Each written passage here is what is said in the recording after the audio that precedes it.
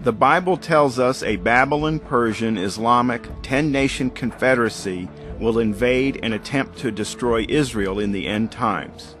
Babylon is Iraq and Syria, and Persia is Iran.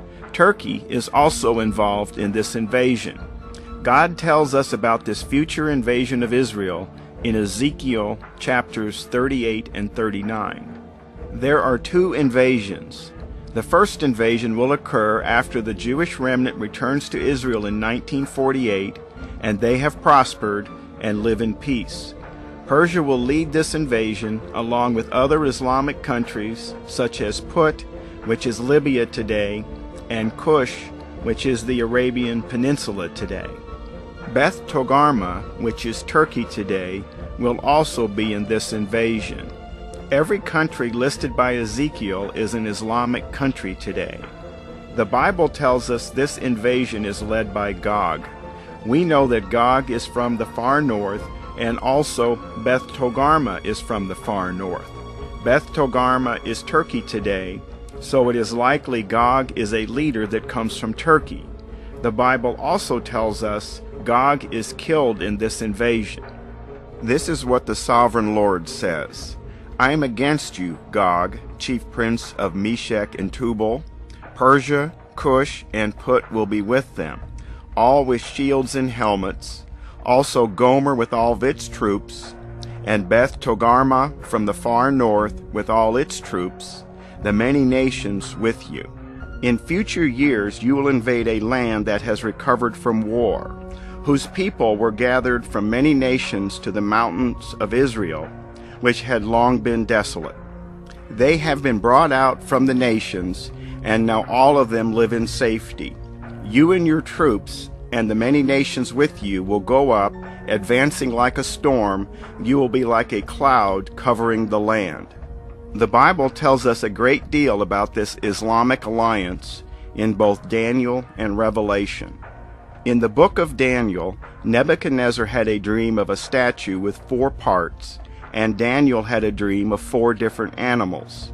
In each dream, the 4th and final kingdom replaces the first 3 and is built out of the first 3. The first empire was Babylon, and was the gold head in Nebuchadnezzar's statue dream and the lion in Daniel's dream.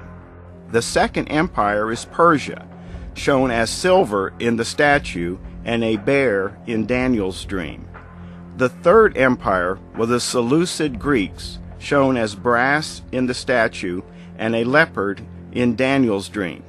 In both cases, the 4th kingdom is made of 10 nations. After that, in my vision at night I looked, and there before me was a 4th beast, terrifying and frightening and very powerful. It had large iron teeth. It crushed and devoured its victims and trampled underfoot whatever was left. It was different from all the former beasts, and it had 10 horns. When Daniel says this kingdom is different, he means it is not a single nation, but rather a movement that does not recognize any national boundaries. Daniel also tells us the 4th kingdom is a divided kingdom. Islam is divided between Shia and Sunni groups. Persia is a Shia Islam country, and Shia Islam is taking over in Iraq and Syria. We hear much about ISIS in the news today, but ISIS is Sunni and will be replaced by Shia groups linked to Iran, such as Hezbollah in Iraq and Syria. In the dream, Daniel says the statue will be destroyed by a large stone mountain thrown by God from heaven. Daniel tells us the 4th kingdom is only destroyed by the return of Christ. No man or government can destroy it. The dragon stood on the shore of the sea, and I saw a beast coming out of the sea. It had 10 horns and 7 heads, with 10 crowns on its horns, and each head a blasphemous name. The beast I saw resembled a leopard, but had feet like those of a bear, and a mouth like that of a lion.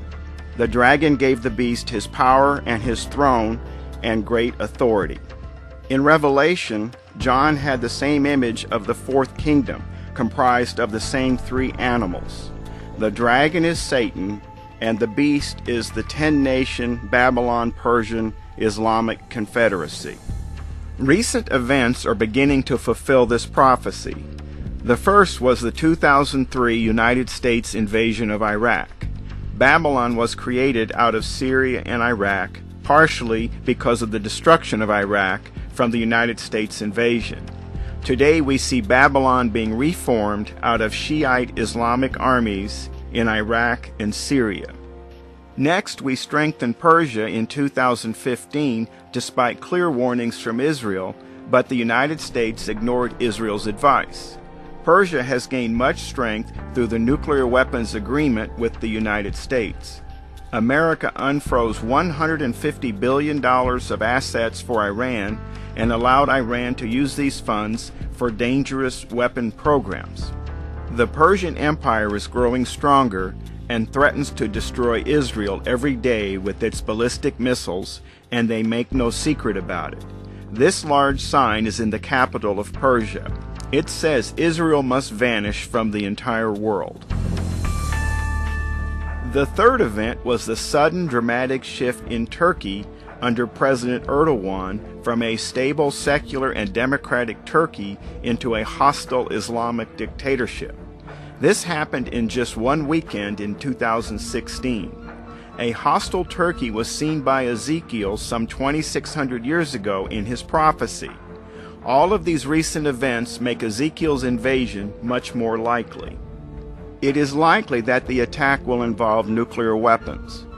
God tells us in Ezekiel 39, after the invading army is destroyed, Israel will go out and use the weapons for fuel. For 7 years they will use them for fuel. They will not need to gather wood from the fields because they will use the Islamic weapons for fuel. God's purpose is to show His holiness by first restoring all displaced Jews back into Israel and then defeating the invading Islamic armies of the first invasion and saving Israel. The Bible also tells us Gog is killed in the first invasion and buried in Israel. I will make known my holy name among my people Israel. I will no longer let my holy name be profaned, and the nations will know that I, the Lord, am the Holy One in Israel. It is coming. It will surely take place, declares the sovereign Lord. This is the day I have spoken of. On that day I will give Gog a burial place in Israel, in the valley of those who travel east of the sea. It will block the way of travelers, because Gog and all his hordes will be buried there. So it will be called the Valley of Hamon-Gog. This victory over the Islamic countries surrounding Israel will be so overwhelming that it allows Israel to remove the 2 Islamic abominations from the Temple Mount. These are the Dome of the Rock and the Al-Aqsa Mosque. Ezekiel's temple can then be built. The false religion of Islam is not destroyed, however. To learn more about Bible prophecy and Islam, see our website at www.revelationnow.org.